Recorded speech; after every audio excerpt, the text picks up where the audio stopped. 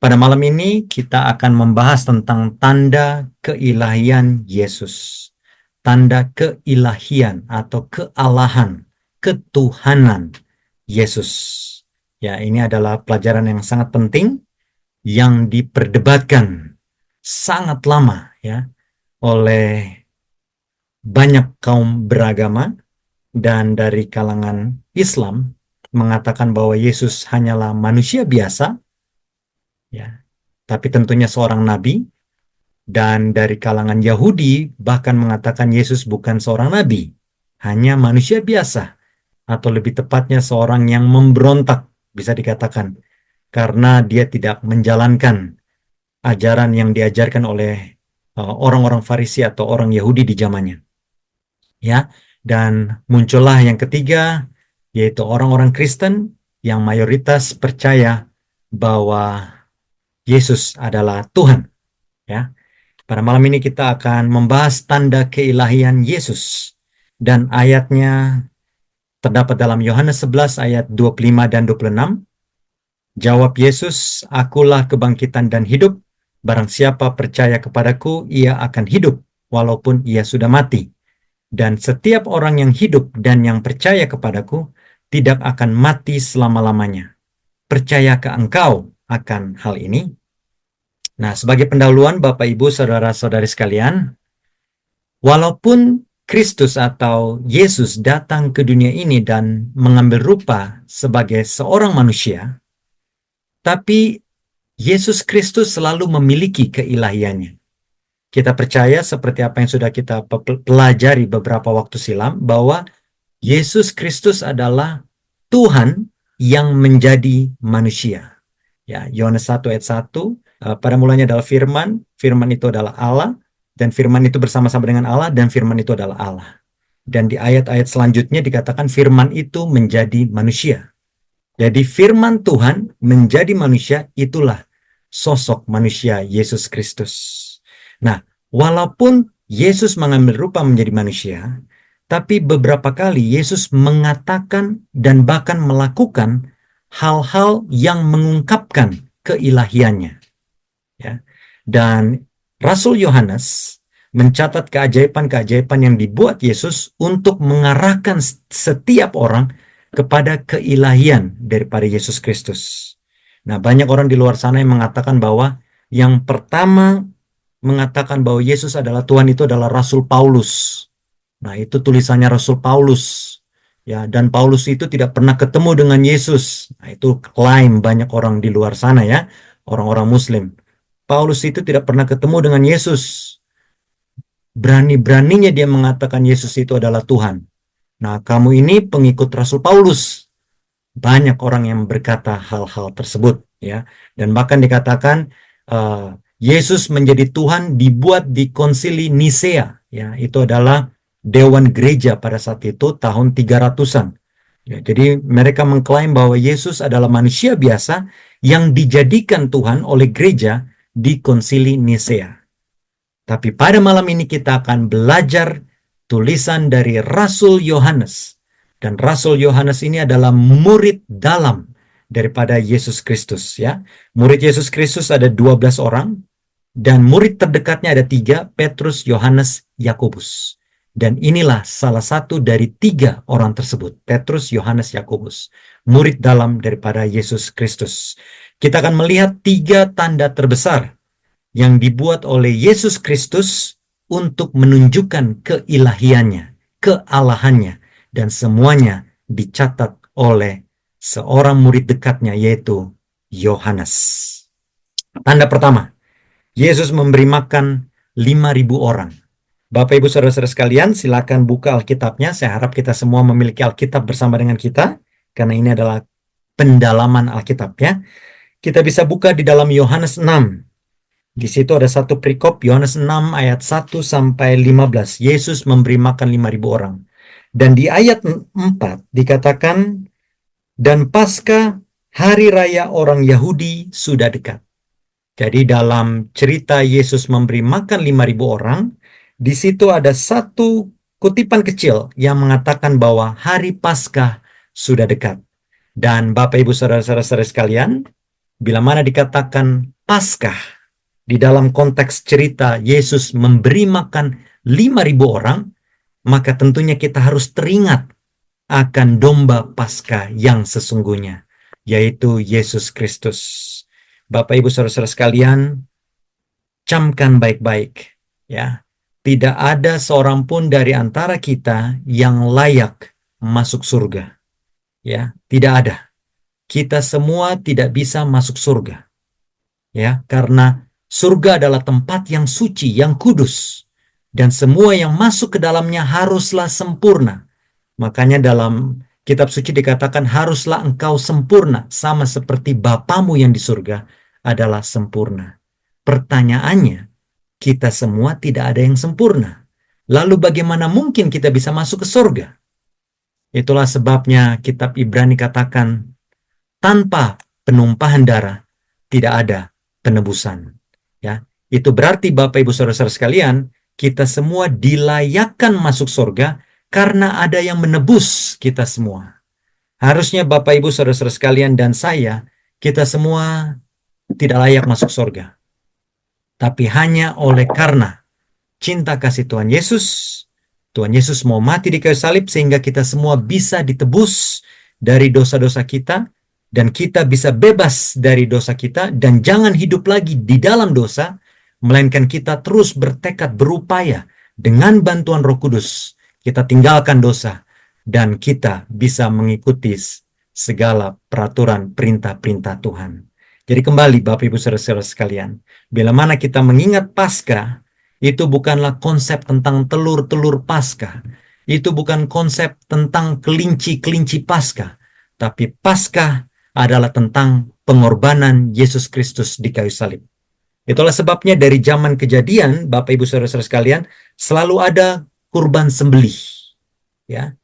Dari zaman Kain, Habel, ya Adam dan Hawa setelah jatuh dalam dosa, lalu kemudian Nuh juga ada potong kurban, lalu kemudian Musa potong kurban, Abraham sebelumnya juga potong kurban domba, ya, lalu kemudian Daud, Salomo, sepanjang masa ada potong kurban, ya. Jadi buat orang-orang Muslim, teman-teman, sahabat kita orang Muslim yang mungkin tidak tahu kenapa konsep kurban itu ada, nah inilah konsep kurban itu. Karena memang sebenarnya tanpa penumpahan darah tidak ada pengampunan, tidak ada penebusan. Tapi sepanjang sejarah para nabi selalu ada potong kurban, tetapi pada saat sampai ke Yesus Kristus, domba sesungguhnya ya sudah mati, yaitu Yesus Kristus. Itulah sebabnya sekarang orang Kristen tidak potong kurban lagi, karena domba sesungguhnya sudah mati. Ya, lanjut. Di dalam memberi makan 5.000 orang, di situ kita tahu ya, orang-orang yang sudah biasa baca Alkitab tahu ada mujizat 5 roti dan 2 ikan. Yohanes 6 ayat 11. Dan kita akan teringat bagaimana Tuhan memelihara bangsa Israel dari Mesir menuju tanah Kanaan, dan di dalam perjalanan itu mereka selalu disediakan mana, ya, roti dari surga, sehingga mereka tidak pernah kelaparan. Luar biasa. Dan dengan cara yang sama, 5.000 orang kelaparan dan cuma ada 5 roti dan 2 ikan, mustahil untuk memberi makan 5.000 orang. Tapi Yesus dengan kuasa keilahiannya bisa mengubah 5 roti dan 2 ikan itu menjadi lebih banyak roti dan ikan, sehingga cukup 5.000 orang itu bisa makan, dan bahkan tersisa 12 bakul. Luar biasa. Itulah mujizat yang luar biasa yang dibuat oleh seorang Yesus Kristus. Dan pada saat Yesus melakukan mujizat ini, orang-orang pada saat itu teringat akan nubuatan yang dikatakan oleh Nabi Musa, Nabi orang Yahudi, yang terdapat di dalam Ulangan 18 ayat 15. Saya akan bacakan di sini. Ulangan 18 ayat 15 yang berbunyi, seorang nabi dari tengah-tengahmu, dari antara saudara-saudaramu, sama seperti aku, akan dibangkitkan bagimu oleh Tuhan Allahmu. Dialah yang harus kamu dengarkan. Jadi mereka teringat bahwa leluhur mereka, seorang Nabi Musa, nabi yang sangat besar di antara orang Yahudi, mengatakan bahwa dari antaramu akan ada seorang nabi yang sama seperti aku, melakukan banyak mujizat. dan nabi itu yang harus engkau dengarkan. Dan pada saat mereka dengarkan itu, mereka bersuka cita karena mereka sudah melihat di depan mata mereka bahwa Yesus Kristus adalah nabi tersebut. Lebih lanjut, dan pada saat itu mereka berharap bahwa Yesus ini adalah Mesias yang diharapkan untuk menolong mereka dari penjajahan Roma. Nah, Bapak Ibu Saudara-saudara sekalian, pada saat Yesus Kristus lahir di bumi ini, pada saat itu di tanah Israel, ya, di tempat bangsa Yahudi berada, Roma sedang menjajah mereka. Ya, Roma menjajah mereka, mereka penuh kesakitan, mereka kelaparan, mereka dikenakan pajak yang sangat tinggi, dan sama seperti tanah jajahan di mana-mana di seluruh dunia, maka penjajah itu mengambil untung banyak dari orang-orang yang dijajah. Dan pada saat mereka melihat Yesus melakukan mujizat yang luar biasa itu, mereka memiliki pengharapan. Inilah Mesias yang kami tunggu. Dia bisa membebaskan kita semua dari kelaparan, dari kesakitan, dan dari kematian. Dan bahkan dibuktikan ya Bapak Ibu, bahwa Yesus pada akhirnya menyembuhkan banyak orang sakit dan bahkan membangkitkan orang mati.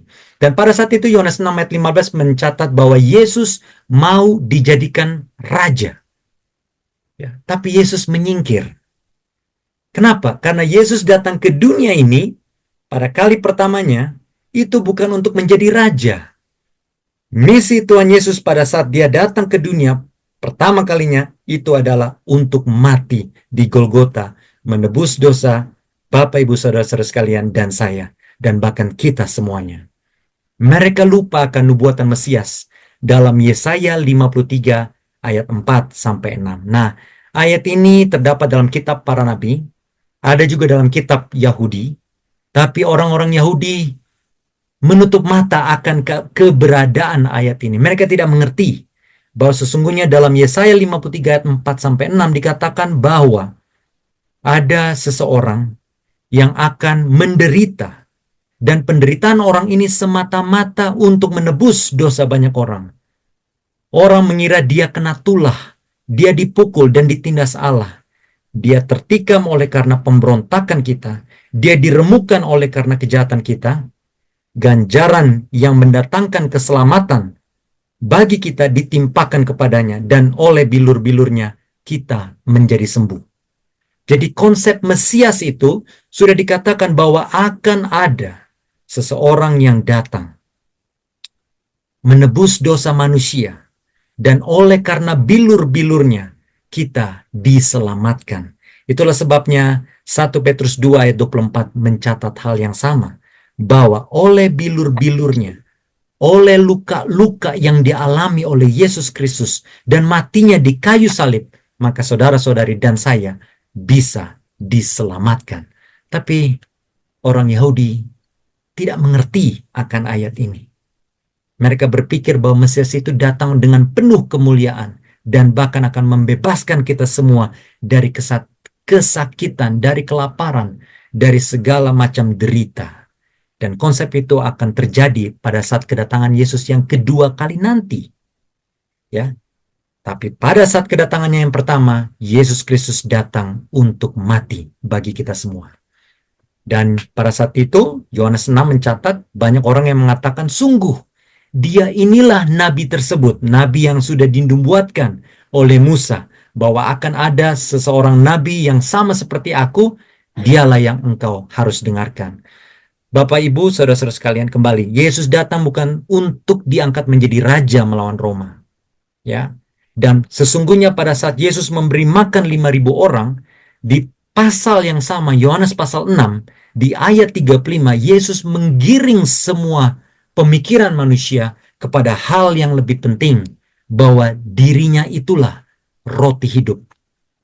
Kalau kalian semua memakan apa yang kalian baru makan, atau roti, atau apapun itu, kita semua bisa lapar kembali. Tetapi bila mana kita memakan roti hidup, maka roti hidup itu akan membawa perubahan dalam hidup kita. Kita akan hidup kekal dan akan lebih diberkati tentunya. Dan Bapak Ibu Saudara-saudara sekalian, perkataan roti hidup, akulah roti hidup, ini adalah yang pertama dari ketujuh pernyataan yang kemudian Yesus ucapkan di dalam kitab Yohanes. Aku adalah. Bahasa Inggrisnya I am. Ya. Nah, kita lihat ada 7 pertanyaan, pernyataan, maaf. Yang pertama Yesus katakan, akulah roti hidup. Yohanes 6 ayat 35.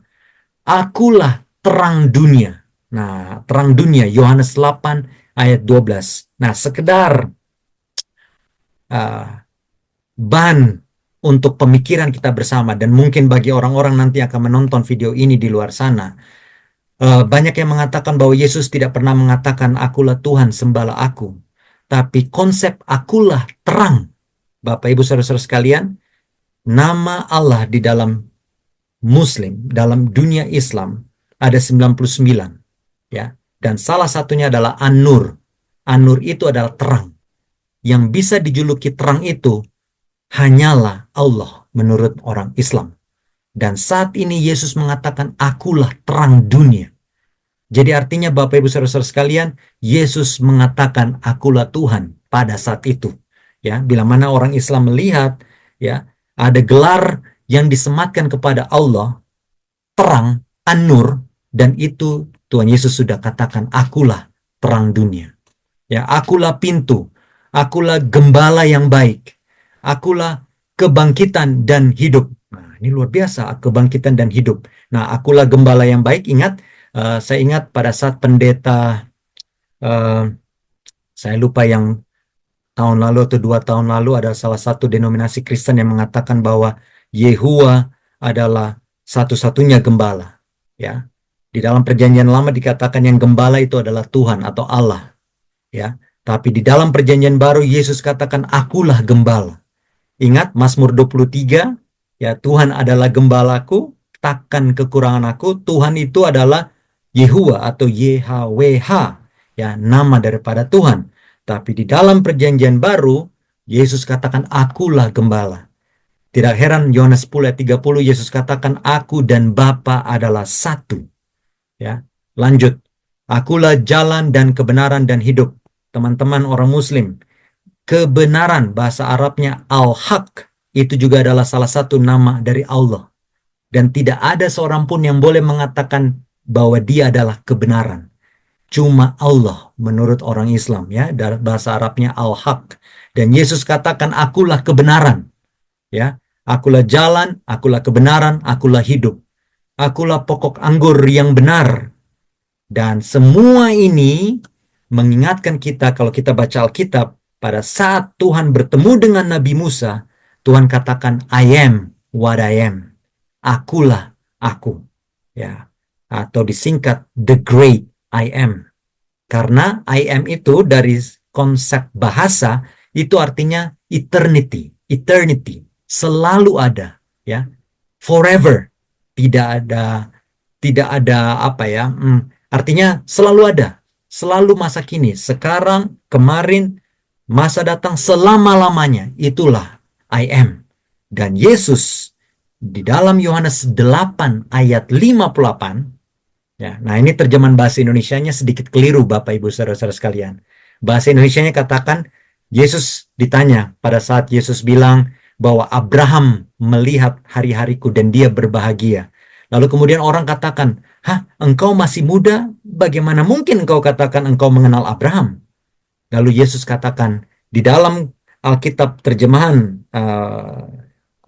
LAI, ya, Lembaga Alkitab Indonesia terjemahan baru dikatakan, sebelum Abraham ada, saya akan buka saja ya supaya jelas. Yohanes 8 ayat 58.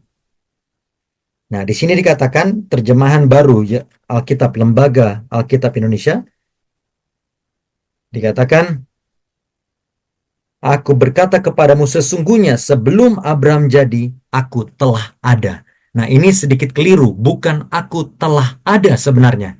Dari bahasa aslinya itu bukan aku telah. Jadi seakan-akan sebelum Abraham ada, Yesus sudah ada. Bukan itu, tapi aku selalu ada. Ya, I am. I am itu artinya bukan sekedar sudah ada, tapi selalu ada. Sebelum Abraham, pada masa Abraham, dan sesudah Abraham, bahkan sampai masa kekekalan, Tuhan Yesus selalu ada. Itulah yang dikatakan oleh Yesus Kristus kepada orang-orang Yahudi di masanya dan kepada kita semua saat ini. Pernyataan-pernyataan Yesus tentang keilahiannya sangat jelas. Tetapi banyak orang mencari keuntungan materi atau jasmani dibanding kebenaran yang ditawarkan Kristus yang membawa kepada kehidupan kekal. Hal ini juga yang sering kita jatuh di dalamnya, di mana hal jasmani lebih kita pentingkan dibandingkan hal rohani. Nah, Bapak Ibu Saudara-saudara sekalian, pada saat mereka melihat bahwa Yesus bisa memberi makan mereka dengan melimpah dan bahkan sampai tersisa, ya, luar biasa melimpah, mereka makan sampai kenyang. Mereka melihat keuntungan materi atau jasmani di dalamnya. Dan makanya mereka mau menjadikan dia menjadi raja. Mereka tidak mau mengikuti dia untuk hal-hal rohani. Mereka hanya mau mengikuti atau mengambil berkat-berkat yang ditawarkan atau diberikan oleh Tuhan Yesus. Dan ada hal itu juga sering terjadi kepada kita. Dan bagaimana kita menyikapinya? Kita bisa berkaca, kita bisa melihat bahwa seringkali fokus kita kepada hal-hal yang jasmani. Kita lupa akan hal-hal yang rohani. Ya. Kita lebih fokus pada hal-hal yang jasmani, tapi kita lupa untuk fokus kepada hal-hal yang rohani. Ya. Itulah sebabnya Yesus di suatu kesempatan Yesus katakan, "Aku tahu kalian semua mengikuti aku," kalau bahasa sekarang, "karena ada maunya. Bukan karena engkau mencari kebenaran yang aku tawarkan kepada kalian." Itulah kurang lebih yang dikatakan oleh Tuhan Yesus. Pelajaran penting bagi kita semua. Apakah kita mengikuti Yesus hanya untuk mencari berkatnya saja dalam bentuk materi? Kita lupa akan hal-hal rohani yang ditawarkan oleh Tuhan Yesus. Sehingga bila mana kita diterpa oleh cobaan, bila mana kita diterpa dengan kesusahan sedikit saja, maka kita akan marah kepada Tuhan dan kita cepat atau lambat akan meninggalkan Tuhan. Mari kita berhati-hati ya dalam kehidupan kita. Tanda kedua, tanda pertama Yesus memberikan 5.000 orang, ya, memberi makan kepada 5.000 orang. Tanda kedua, Yesus menyembuhkan orang yang lahir buta. Artinya dari lahir dia sudah buta. Nah, di ayat-ayat awal dikatakan sakit sering dihubungkan dengan dosa. Ya. Dan murid-murid juga mengatakan hal yang sama, ya. Siapa yang berdosa? Orang ini atau orang tuanya? Kurang lebih seperti itu. Dan seringkali hal itu benar, Bapak Ibu Saudara-saudara sekalian. Seringkali kalau kita berkaca, kita menyadari hidup kita, seringkali kita mengalami kemalangan, kesedihan, atau keterpurukan oleh karena dosa kita sendiri. Terlalu sering kita menuntut Tuhan akan janji-janji Tuhan, tetapi kita sendiri masih hidup di dalam dosa. Oleh sebab itu, perbaiki diri kita dahulu, rendahkan hati kita, cari Tuhan, berdoa kepadanya, maka Tuhan akan memulihkan kita. Ya, hati-hati. Ya, terlalu sering kita menuntut Tuhan akan janji Tuhan, tapi kita sendiri masih hidup dalam dosa. Ingat, ada tertulis Tuhan tidak akan menjawab doa orang-orang fasik. Oleh sebab itu, perbaiki kehidupan kerohanian kita dahulu, baru kita datang kepadanya. Tapi jangan lupa, ada cerita Ayub.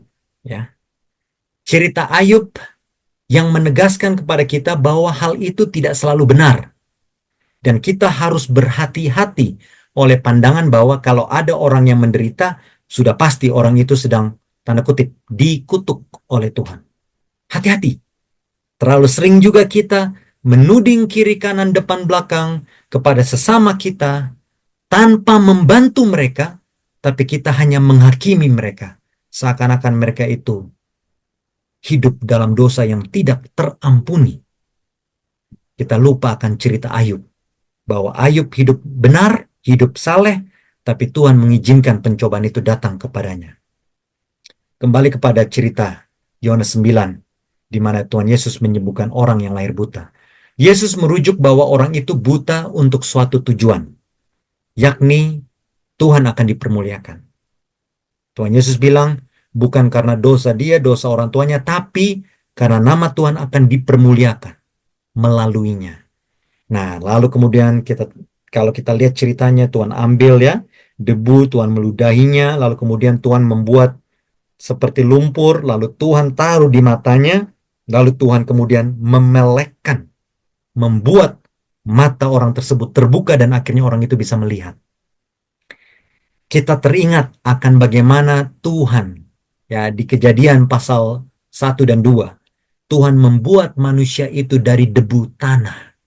Dan hal itu dibuat juga oleh Tuhan Yesus, ya, mengaduk campuran air liurnya dengan tanah, lalu kemudian menaruhnya di mata. Yesus menyediakan sesuatu dari tanah dan kemudian memberikan kepada orang tersebut apa yang hilang semenjak orang itu lahir. Ingat, orang itu lahir dalam keadaan buta dan kemudian Tuhan sempurnakan dan kemudian orang itu akhirnya kembali bisa melihat. Luar biasa. Tanda-tanda daripada seorang pencipta.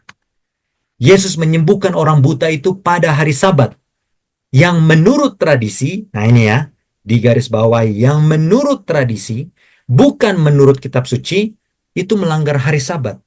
Nah, kita sudah pelajari sebelumnya ya, dalam pertemuan sebelumnya, yang mengatakan bahwa ya, bagi orang Yahudi, kalau ada orang sakit hari Sabat tidak boleh disembuhkan.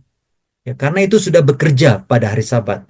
Tapi Yesus dengan lantang mengatakan kepada mereka bahwa Bapakku di surga juga melakukan pekerjaan-pekerjaan baik. Dan demikian juga aku juga melakukan pekerjaan-pekerjaan baik. Oleh sebab itu, Yesus katakan boleh berbuat baik pada hari Sabat. Jadi ingat Bapak Ibu Saudara-saudara sekalian, di dalam kitab suci tidak ada, kembali saya tegaskan, tidak ada satu ayat pun yang mengatakan Tuhan Yesus menghapus hari Sabat. Tidak ada. Yang Yesus lakukan adalah membenarkan konsep bahwa pada hari Sabat itu boleh berbuat baik. Dan saat itu Tuhan Yesus sedang berbuat baik, memberikan mujizat. Ya, orang yang lahir buta disembuhkan. Sementara orang buta dari lahir yang baru disembuhkan semakin mengerti tentang siapa Yesus. Kebalikannya, para pemimpin rohani semakin kebingungan atau dibutakan tentang identitas Kristus. Hati-hati dengan bahaya dibutakan hanya karena kepercayaan pribadi atau tradisi, sehingga tidak bisa mengenal kebenaran nyata yang datang kepada kita. Jadi kembali, orang-orang imam-imam kepala, orang-orang Farisi, mereka tahu persis seharusnya bahwa itu adalah suatu mujizat yang luar biasa karena orang ini dari lahir sudah buta. Tapi Tuhan memulihkan matanya sehingga dia bisa melihat. Tetapi oleh karena tradisi, nah kembali, oleh karena tradisi bahwa bila mana orang menyembuhkan hari Sabat itu adalah dosa menurut tradisi, bukan menurut kitab suci, maka mereka katakan bahwa oh, orang ini melanggar hari Sabat. Karena dia melanggar hari Sabat, dia bukan dari Tuhan. Nah, hati-hati. Seringkali kita juga dibutakan oleh tradisi. Ya. Tidak sedikit saya menjumpai, saya bisa katakan cukup banyak orang yang hanya karena tradisi, akhirnya firman Tuhan harus dilanggar. Ya, hanya karena tradisi. Itulah sebabnya Tuhan Yesus katakan, bangsa ini memuliakan aku dengan mulutnya, dengan bibirnya, padahal hatinya jauh daripadaku. Percuma mereka beribadah kepadaku, sedangkan ajaran yang mereka lakukan ialah perintah manusia. Itulah sebabnya kita harus berhati-hati dalam melakukan segala sesuatunya. Jangan sampai kita mengutamakan tradisi daripada firman Tuhan, daripada kitab suci. Banyak orang yang menolak kebenaran hanya karena tradisi setempat, tradisi yang dia anut. Ya. Turun-temurun dari orang tuanya, dari sepuhnya, dari nenek moyangnya, sehingga sulit baginya untuk meninggalkan tradisi tersebut. Ya. Dan tidak sedikit banyak tradisi itu juga yang terbungkus dengan nama agama. Ya. Dan agama itu datang dari tradisi. Itulah sebabnya Tuhan katakan, jangan tambah-tambah, jangan kurang-kurangi apa yang kufirmankan kepadamu. Hati-hati. Pelajaran bagi kita semua. Dan dikatakan orang Farisi melawan orang lahir buta. Ya, pada saat orang lahir buta itu disembuhkan, dia dipanggil oleh orang Farisi dan kemudian dihakimi di situ. Dan ini unik, Bapak Ibu Saudara-saudara sekalian. Di dalam Yohanes 9 dikatakan di situ, ya, walaupun perikopnya cukup panjang, tapi Yesus bukan aktor utama di situ. Tapi antara orang Farisi dan orang yang lahir buta. Tetapi di situ Yesuslah menjadi bahan diskusi. Dan di situ orang Farisi katakan, oh, orang itu orang berdosa. Yesus dikatakan orang berdosa. Kenapa? Karena sudah melanggar hari Sabat. Tidak mungkin dia datang dari Tuhan karena dia sudah melanggar hari Sabat. Padahal, kembali, itu melanggar hari Sabat versi daripada tradisi Yahudi. Bukan melanggar hari Sabat versi dari kitab Taurat. Ya. Karena dalam kitab Taurat tidak dilarang untuk berbuat baik pada hari Sabat. Yang dilarang adalah Keluaran 20 ayat 8 sampai 11, kita tidak boleh bekerja pada hari Sabat. Karena 6 hari lamanya Tuhan menciptakan langit dan bumi, dan di hari ketujuh Tuhan beristirahat. Itulah sebabnya kita juga bekerja selama 6 hari, dan di hari ketujuh, hari Sabat, kita harus berhenti. Kenapa? Karena kita mengenang akan pencipta kita yang sudah menciptakan langit, bumi, laut, dan segala isinya. Kembali, orang Farisi bilang, Yesus itu orang berdosa, dan kamu juga siapa kamu? Mau menggurui kami. Kamu dari lahir itu sudah berdosa. Makanya kamu lahir buta. Nah, itulah kurang lebih yang dikatakan oleh orang Farisi ini. Ya. Orang buta semakin melihat, bukan hanya jasmaninya saja yang baru disembuhkan oleh Tuhan Yesus, Bapak Ibu, tapi orang buta ini juga semakin melihat dalam rohani. Itulah sebabnya Yohanes 9 saya akan bacakan. Yohanes 9 ayat 32 dan 33. Ya.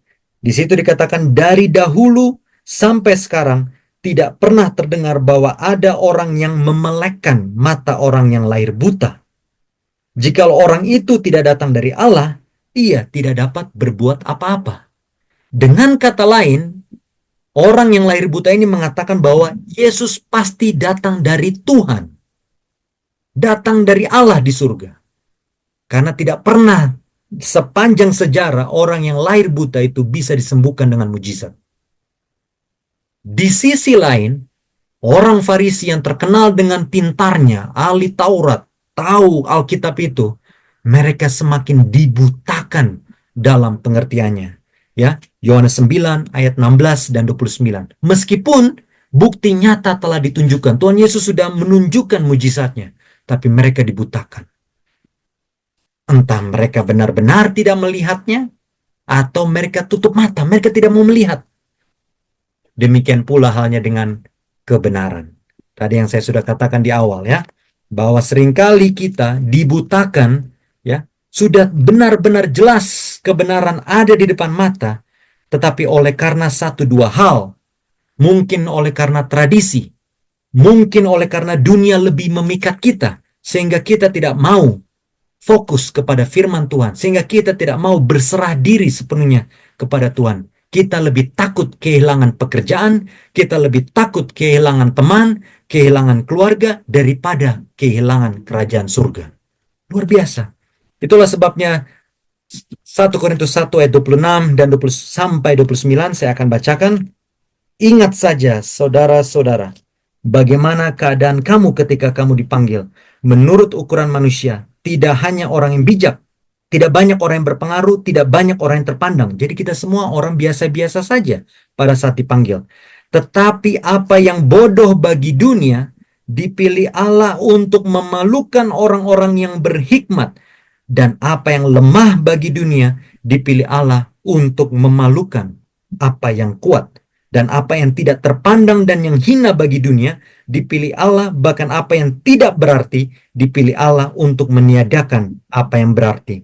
Supaya jangan ada seorang manusia pun yang memegahkan diri di hadapan Allah. Lihat, jangan rendah diri. Banyak dari antara kita, mungkin saya telah menjumpai beberapa orang yang rendah diri. Saya tidak punya pendidikan tinggi, ya. Saya tidak, apalah artinya saya tidak bisa berbicara banyak di gereja, tidak bisa memimpin diskusi misalnya, dan lain-lain. Tapi ingat, Tuhan Yesus katakan, banyak berdoa dan Roh Kudus itu akan bersama denganmu. Dan bila mana Roh Kudus bersama dengan kita semua, Bapak, Ibu, Saudara-saudari sekalian, maka Roh Kuduslah yang akan mengajar kita bagaimana harus berbicara. Itulah sebabnya seorang Petrus, seorang Yohanes, seorang Andreas, murid-murid Yesus yang latar belakangnya hanya seorang nelayan biasa saja, mereka bisa berkata-kata seperti seorang nabi. Ya, karena mereka adalah seorang rasul. Luar biasa, Tuhan pakai mereka.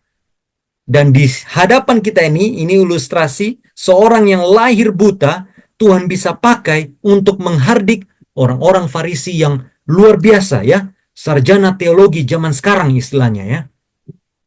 Tuhan rendahkan orang-orang yang merasa pintar, apalagi sombong rohani. Hati-hati dengan kita semua. Kesombongan, keangkuhan hidup Tuhan tidak suka. Apalagi sombong rohani, itu tidak ada pengharapan. Jangan sampai ada dari antara kita, termasuk saya, yang sombong rohani. Yang ketiga, yang terakhir. Ya, tadi pertama memberi makan 5.000 orang. Yang kedua, Yesus bisa buat orang yang lahir buta untuk melihat. Yang ketiga, Yesus membangkitkan Lazarus. Ini juga luar biasa, Bapak, Ibu, Saudara-saudara sekalian. Yohanes pasal 11 adalah pasal yang sedih. Di situ adalah sahabat Yesus yang sakit. Di situ ada banyak tangisan karena seorang yang baik dikenal baik baru saja mati. Di situ ada tangisan kekecewaan. Mereka kecewa, ya, Maria dan Marta kecewa. Kenapa? Karena harusnya Yesus sudah datang lebih dahulu. Kalau Tuhan Yesus datang terlebih dahulu, maka saudara mereka yaitu Lazarus yang mungkin masih dalam keadaan sakit, walaupun sakit keras, mereka percaya bisa disembuhkan. Tapi Tuhan Yesus datang terlambat. Jadi mereka sedih. Akhirnya saudara mereka itu harus mati. Dan bahkan Yohanes 11 ayat 35 dikatakan juga di situ Yesus menangis.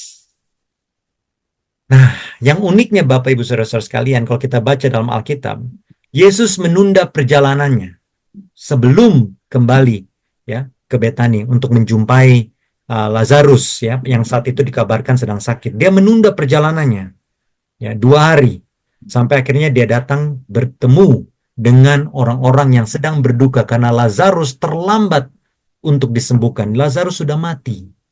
Ya. Tapi yang uniknya kalau kita baca Yohanes 11 ayat 14 dan 15, seakan-akan Tuhan Yesus bersyukur dia datang terlambat. Dengan kata lain, Tuhan Yesus seakan-akan bersyukur bahwa pada akhirnya Lazarus mati. Terlihat atau terdengar kejam, bukan? Tapi bukan itu yang Tuhan Yesus maksudkan. Saya bacakan Yohanes 11 ayat 14 dan 15. Dikatakan, Lazarus sudah mati, tapi syukurlah aku tidak hadir pada waktu itu.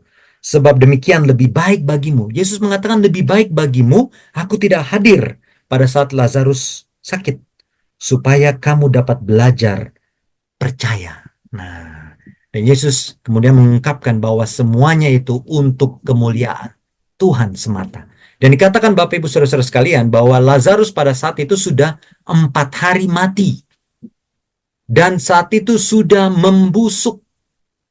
Ya, Yohanes 11 ayat 39. Tetapi kemudian dengan kuasa ilahinya Yesus membangkitkan dia. Ingat, saya akan tandaskan hal tersebut. Yesus membangkitkan Lazarus yang sudah mati 4 hari. Yesus bukan sekedar membangkitkan orang mati yang baru beberapa jam sebelumnya mati. Atau baru 1 hari mati. Tapi Yesus membangkitkan mayat yang sudah membusuk. Kalau bukan kuasa dari Tuhan, tidak mungkin Yesus bisa melakukannya. Itulah tanda keilahiannya. Lalu kemudian orang Muslim mengatakan bahwa itu kan Yesus berdoa dulu. Dan lagi pula itu kuasa dari Allah. Demikian kata orang-orang Muslim. Mari kita dengarkan kata-kata dari Yesus Kristus sendiri pada saat itu, ya. Di Yohanes 11 ayat 25 dan 26. Sengaja saya taruh di sini supaya semua orang bisa lihat. Jawab Yesus, ya, akulah kebangkitan dan hidup. Barang siapa percaya kepadaku, ia akan hidup walaupun ia sudah mati. Dan setiap orang yang hidup dan yang percaya kepadaku tidak akan mati selama-lamanya. Percayakah engkau akan hal ini? Lihat, Yesus sembari memuliakan Bapanya yang di sorga, tapi Yesus juga katakan, akulah kebangkitan dan hidup. Yesus katakan, akulah hidup. Barang siapa yang percaya kepadaku, dikatakan barang siapa yang percaya kepadaku. Bukan hanya percaya kepada Bapa di sorga, tapi yang percaya kepadaku. Makanya Yohanes 17 ayat 3, inilah hidup yang kekal itu, yaitu mereka yang percaya kepada Bapa di surga, satu-satunya Tuhan Allah, dan percaya Yesus Kristus yang engkau utus. Jadi, Yesus ini juga ilahi. Siapa yang percaya kepadaku, kata Tuhan Yesus, ia akan hidup walaupun ia sudah mati. Dan setiap orang yang hidup dan yang percaya kepada siapa? Kepadaku, kepada Yesus, tidak akan mati selama-lamanya. Bisakah manusia biasa mengatakan hal ini? Tidak bisa. Bisakah seorang nabi biasa mengatakan hal ini? Barang siapa percaya kepadaku tidak akan mati, tapi dia akan hidup. Bisakah seorang nabi sekalipun, nabi mengatakan hal ini? Tidak bisa. Itulah sebabnya Yohanes 10 ayat 30 Yesus katakan, aku dan Bapa adalah satu. Ya, dan di dalam Yohanes 14, pada saat salah satu muridnya mengatakan, guru mengatakan kepada Yesus, tunjukkanlah Bapa kepada kami. Itu sudah cukup bagi kami. Lalu apa kata Yesus? Sekian lamanya kalian bersama-sama dengan aku, tapi kalian tidak mengenal aku. Barang siapa yang telah melihat aku, ia telah melihat Bapa. Bisakah seorang nabi biasa mengatakan hal itu? Tidak bisa. Nah ini tadi ya, akulah terang dunia. An-Nur bahasa Arabnya, ya, salah satu nama Allah dari 99 nama tersebut. Dan Yesus buktikan dia adalah terang tersebut. Dia berikan kepada orang buta yang hanya bisa melihat kegelapan, dia berikan terang itu. Dialah terang dunia. Dan pada saat kebangkitan Lazarus yang sudah busuk, dia mengatakan akulah kebangkitan dan hidup, dan dia buktikan di depan mata banyak orang bahwa dia bisa membangkitkan orang mati. Dia bisa memberikan kehidupan kepada orang mati. Dan itulah bukti bahwa Yesus adalah Tuhan. Saudara-saudara sekalian, Yohanes menulis banyak ya. 3 tanda besar kita sudah lihat. Tadi adalah akulah gembala yang baik, akulah pokok anggur, akulah terang, akulah jalan kebenaran dan hidup, akulah pintu, dan lain-lain. Yohanes menulis semuanya itu untuk menunjukkan kepada kita semua akan keilahian Tuhan Yesus. Jadi sebelum ada tulisan-tulisan Rasul Paulus yang diklaim oleh banyak orang Muslim yang telah menyesatkan katanya orang-orang Kristen sehingga kita menuhankan Tuhan Yesus, jangan lupa ada seorang murid dekat, Yohanes namanya. Ya, kalau dalam Al-Quran mungkin dibilang Yahya. Ya, dia menyaksikan bahwa Yesus melakukan segala mujizat tersebut dan tanda-tandanya jelas bahwa Yesus adalah ilahi. Yesus adalah anak Allah. Tapi sayangnya masih banyak yang tidak percaya.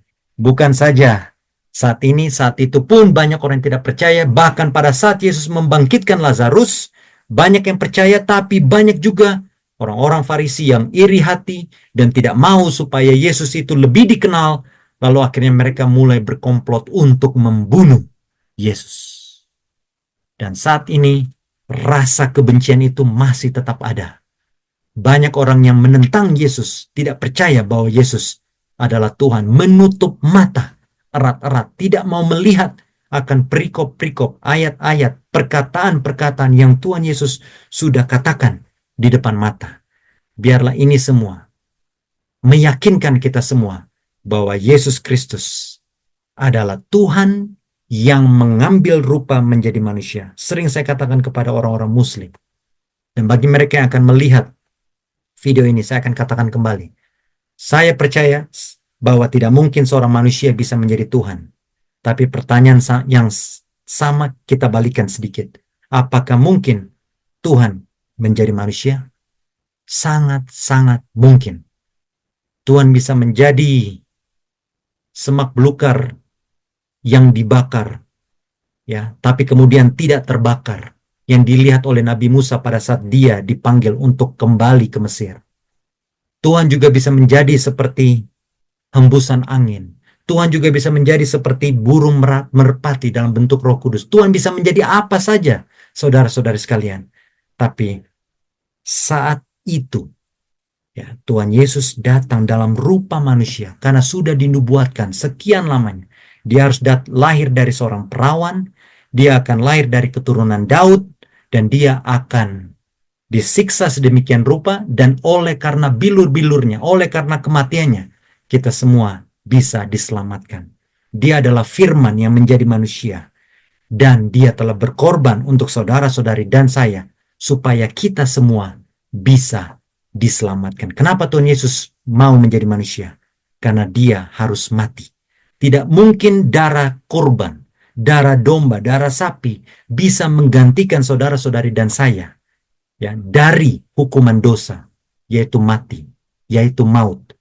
Hanya oleh karena darah Yesus, kita semua bisa masuk ke dalam kerajaan surga, diselamatkan.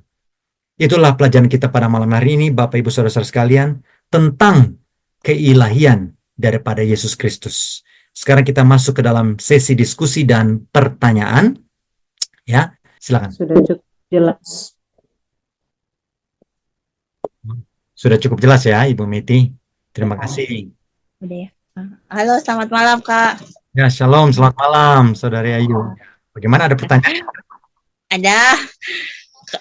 Kan tadi dibilang apa sih yang hari Sabat tidak boleh menolong ya? Ya, menurut tradisi Yahudi, betul. Menurut tradisi. Nah, terus andai kata ada yang melahirkan atau apa gitu sakit parah, Mas, tidak ditolong sama sekali atau bagaimana ini? Ya, ya. Terima kasih. Terima kasih ya, Saudara Ayu. Ya, jadi bagaimana, ada yang mau mencoba menjawab? Ya kan, ingat pada saat Yesus menyembuhkan orang yang lahir buta tersebut, ya, pada saat itu hari Sabat, ya, dan orang-orang menghakimi Yesus, orang-orang Farisi ya, imam-imam kepala menghakimi Yesus bahwa Yesus ini sudah melanggar hari Sabat. Ya. Nah, jadi tadi, nah ini ada yang mau menanggapi mungkin? Apakah itu benar melanggar hari Sabat? Lalu bagaimana dengan kalau ada yang melahirkan atau ada ketimpangan? Bagaimana kira-kira? Sambil mempersingkat waktu, jadi Saudara Ayu, jadi memang tradisi Yahudi itu, jadi gini. Nah, ini Saudara Ayu kan backgroundnya Muslim ya, jadi mungkin belum terlalu banyak tahu. Tapi di dalam 10 hukum, ya, itu Tuhan memberikan 10 hukum kepada bangsa Israel melalui Nabi Musa. Dan di hukum keempat itu ada, ingatlah dan kuduskanlah hari Sabat. Ya, 6 hari engkau bekerja, hari ketujuh engkau tidak boleh bekerja. Oke? Nah, tapi orang-orang, saya ceritakan backgroundnya ya, ini juga pengetahuan buat kita semua. Jadi, orang-orang Israel pada saat mereka masuk ke tanah Kanaan, lalu kemudian mereka tinggal lama di sana, mereka melupakan hari Sabat. Ya, mereka tidak melakukan hari Sabat. Mereka bahkan menyembah patung. Ya, itu tercatat di dalam kitab Yesaya, kitab Yeremia, dan Yeskiel. Ya, ada banyak. Mereka melanggar kekudusan hari Sabat. Lalu kemudian Tuhan menghukum mereka, lalu kemudian mereka kemudian ditawan oleh Babel. Ya, jadi Babel datang, tawan mereka semua, bawa ke Babel. Pada saat mereka dibawa ke Babel, mereka menderitalah di sana, karena mereka kan jadi tawanan, jadi budak di sana. Ya, pada saat mereka di sana, kemudian Tuhan ini baik. Tuhan ingat janjinya kepada Abraham, Ishak, dan Yakub. Lalu kemudian Tuhan pulangkan mereka kembali ke tanah mereka yang saat ini di Israel. Ya, jadi setelah mereka ditawan di Babel, setelah sekian lamanya, kemudian Tuhan menggerakkan hati, ya, raja yang menawan mereka untuk kemudian mereka diizinkan untuk pulang ke Israel. Pulanglah mereka ke Israel. Nah, pada saat mereka di Israel, nah pada saat itu zaman Nehemia, zaman Ezra.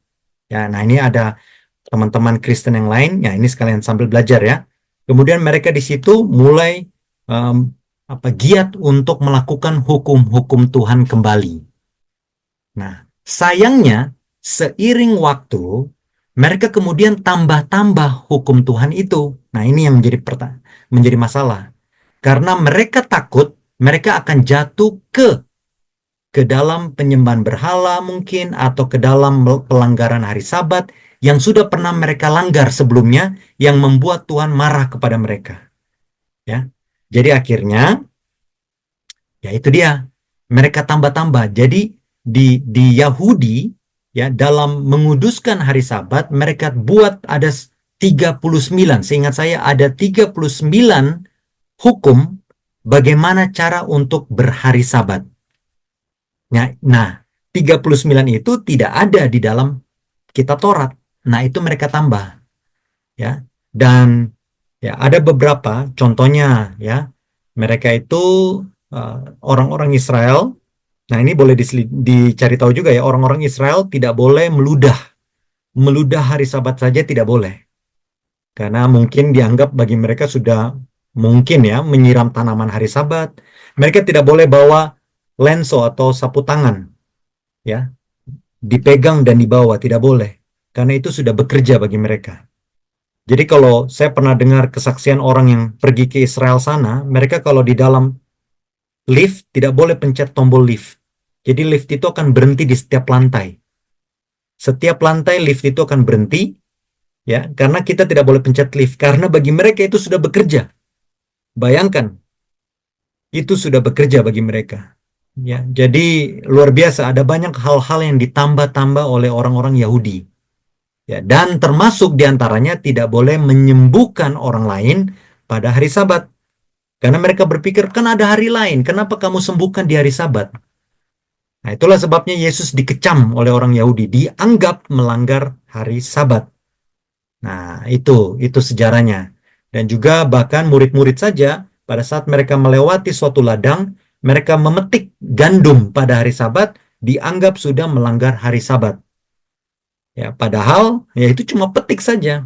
Jadi perkara-perkara kecil saja tidak boleh dilakukan karena dianggap melanggar hari Sabat. Padahal itu tidak ada dalam kitab Taurat. Nah itu, Ayu, saudari Ayu ya.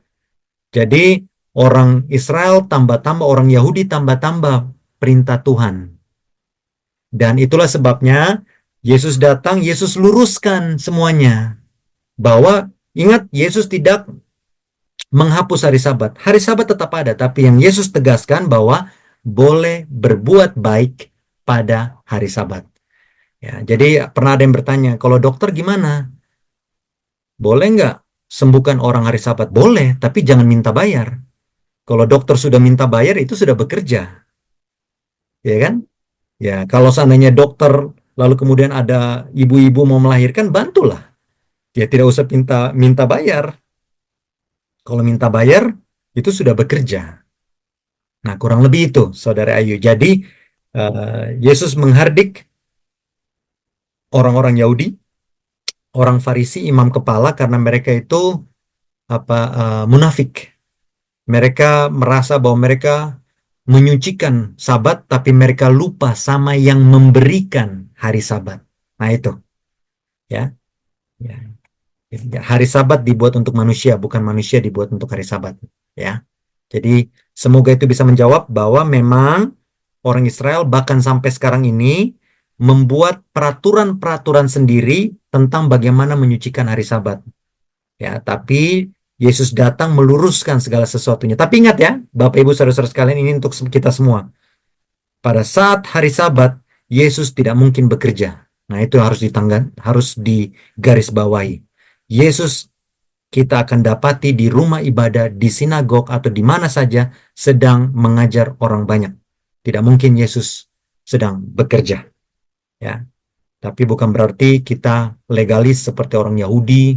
Kita ya begitu ya, tidak boleh menolong orang ya. Nah, itu juga tidak boleh. Semoga itu sudah bisa menjawab ya, Saudara Ayu, bahwa itulah tradisi orang Yahudi ya, tidak ada dalam kitab Taurat. Tidak ada dalam kitab Taurat, kitab para nabi tidak ada. Ya, itu dibuat oleh orang Yahudi dan itulah yang Yesus tegur. Ya, semoga sudah menjawab ya, Saudara Ayu. Baiklah, kalau begitu Ya, ada ya, lagi. terima kasih Kak. Ya, thank you, Saudara Ayu. Pertanyaannya bagus sekali ya. Ya, ada lagi? Enggak, itu pertanyaannya Ayu, kebetulan dia kan belum terlalu mengerti. Coba dijelasin pekerjaan apa saja yang tidak melanggar hari Sabat. Itu saja. Oke, kasih. Terima kasih Bu Meti. Jadi pertanyaannya adalah pekerjaan apa saja yang tidak boleh kita lakukan pada hari Sabat. Ya, jadi kalau kita buka di Keluaran 20 ayat 8 sampai 11 ya. Nah, ini sedikit melebar dari topik ya, tapi tidak apa-apa ya. Kita akan jawab coba singkat saja. Ada yang mau mencoba menjawab mungkin? Oke. Karena waktu berjalan terus, saya akan coba ya. Keluaran 20 ayat 8 sampai 11. Nah, ini biarkan Tuhan yang bicara ya, bukan saya. Ingatlah dan kuduskanlah hari Sabat. 6 hari lamanya engkau akan bekerja dengan melakukan segala pekerjaanmu. Tapi hari ketujuh adalah hari Sabat Tuhan Allahmu. Maka jangan melakukan sesuatu pekerjaanmu. Jadi di hari Sabat, hari ketujuh adalah hari apa? Hari Sabtu. Ya, tidak boleh melakukan pekerjaanmu, engkau atau anakmu laki-laki atau anakmu perempuan atau hambamu laki-laki atau hambamu perempuan. Jadi jelas Bapak Ibu Saudara-saudara sekalian. Nah, saya suka melihat orang-orang yang berhari Sabat tetapi hambanya laki-laki, hambanya perempuan tetap disuruh bekerja. Ya. Sopirnya tetap disuruh untuk cuci mobil. Ya, babysitternya tetap disuruh untuk menjaga anak-anak. Full perhatian penuh. Padahal dalam firman Tuhan dibilang tidak boleh, hambamu laki-laki, hambamu perempuan, hewanmu yang biasa dipakai untuk mengirik di sawah, kerbau misalnya, tidak boleh. Atau orang asing yang ada di tempat kediamanmu, jangan biarkan mereka bekerja. Kenapa? Karena 6 hari Tuhan menciptakan langit dan bumi, laut dan segala isinya, dan ia berhenti pada hari ketujuh. Itulah sebabnya Tuhan memberkati hari Sabat dan menguduskannya. Nah, Bapak Ibu Saudara-saudara sekalian, ini adalah perintah Tuhan. Ya, perintah Tuhan yang ya sayangnya disalahgunakan oleh orang Yahudi. Ya, sudah ditambah-tambah peraturan-peraturan yang bahasanya sekarangnya itu nyeleneh, yang tidak masuk akal. Ya, tapi Tuhan Yesus kemudian meluruskan segala sesuatunya. Dan pertanyaan Ibu Meti tadi, apa saja yang tidak boleh kita lakukan? Ya, bekerja. Konsep bekerja itu adalah mencari nafkah. Artinya kita melakukan segala sesuatunya ada imbalannya, ada uangnya, ada upahnya, ada gajinya. Itulah kita bekerja. Makanya saya katakan tadi, bila mana kita melakukan hal-hal yang baik, silakan, tapi jangan tuntut bayaran. Ya, termasuk seorang dokter ya. Silakan menyembuhkan, tapi jangan tuntut bayaran. Karena kalau kita sudah dibayar, berarti kita sedang bekerja. Semoga itu bisa menjawab Ibu Miti ya, bahwa bekerja itu adalah melakukan segala sesuatunya yang kita mendapatkan imbalan gaji atau honor atau apapun itu bekerja. Dan itu perintah Tuhan jangan kita lakukan. Tetapi pekerjaan baik harus tetap kita lakukan, bahkan di hari Sabat sekalipun. Semoga itu bisa menjawab Ibu Meti. Jaringan internetnya sepertinya kurang baik. Baiklah, ada tambahan atau pertanyaan lain mungkin? Selamat malam Pak Pendeta, selamat malam teman-teman, Bapak Ibu. Shalom, shalom. Shalom, Gimana? selamat Sabat. Selamat Jadi ada malam. 2 pertanyaan Bapak Pendeta. Pertanyaan titipan dari Mbak Viani, karena memang dia punya mic sedang bermasalah. Jadi dari beliau katanya pertanyaannya adalah apakah hari Sabat kita boleh tidak untuk istirahat dalam hal ini adalah tidur. Apakah ini diperbolehkan dan apakah ada ayat pendukung diperbolehkan atau tidak? Nah, kalau saya sendiri ini pertanyaan pertama, dan sekarang pertanyaan kedua adalah perihal tentang Lazarus meninggal, Pak Pendeta. Ini kan katanya 4 hari sudah mati ya Pak Pendeta ya. Nah, ini apakah jenjang waktu yang disiapkan oleh Tuhan Yesus pada saat itu ingin membuktikan bahwa akan ada kebangkitan pada hari hanya, atau memang dari jarak memang sudah sangat jauh? Karena kalau kita lihat kan, saya tidak tahu ya Israel sebesar apa ya, tapi kalau kita lihat dari jarak 4 hari dari misalnya tempat Yesus ada, berarti kalau misalnya hitungnya dia dari Jakarta, berarti paling nggak itu sampai di Jogja 4 hari. Kalau dengan berjalan kaki ya, Pak Pendeta. Jadi apakah memang 4 hari ini sudah disiapkan Tuhan Yesus dari sisi memang di hari H dia akan membangkitkan? Karena kan Pak Pendeta tadi sampaikan bahwa dia bersyukur kan, bersyukur dari sisi bahwa memang haruslah demikian, dan haruslah ada saksi-saksi untuk memperlihatkan dia melakukan mujizat. Tapi itu balik lagi, apakah dari saya tidak tahu detailnya dari tempat dia pergi dan ke tempatnya Lazarus itu memang 4 hari jarak berjalan kakinya, atau kalau mungkin dengan kendaraan pasti jauh lebih cepat gitu. Tapi kalau perhitungan saya 4 hari itu Jakarta Jogja itu 4 hari dengan berjalan kaki sih. Itu aja sih pertanyaannya. Terima kasih Pak Pendeta. Ya, terima kasih Saudara Alex. Ya, saya pertama-tama ya memang belum pendeta ya. Ini masih dalam pendidikan pendeta. Ya, tapi saya akan tetap menjawab pertanyaan tersebut. Tapi sebelumnya adakah yang mau menjawab mungkin? Pertanyaan pertama, bolehkah tidur hari Sabat? Pertanyaan kedua adalah, ini memang jaraknya jauh atau Tuhan Yesus sengaja untuk membuat lebih lama perjalanan untuk kembali ke Lazarus? Ada yang mau menjawab mungkin? Oke, kalau tidak ada saya akan mencoba menjawab ya. Jadi pertanyaan pertama, bolehkah tidur hari Sabat? Ya, pasti boleh ya Saudara Alex ya. Karena kan kalau kita tidak tidur 24 jam ya, itu bukan menjadi hari berkat lagi buat kita ya. Tetapi kemudian, nah ini harus diwaspadai buat kita semua, bahwa hari Sabat itu jangan dijadikan sebagai hari tidur semata. Nah ini yang maaf, ini yang kita tidak boleh lakukan. Karena banyak orang, nah ini juga, karena katanya hari Sabat itu adalah hari perhentian, jadi berhenti dari kesibukan sehari-hari, ya, dan akhirnya memilih tidur sepanjang hari di rumahnya. Ya, nah ini juga tidak boleh ya, teman-teman, saudara-saudara sekalian.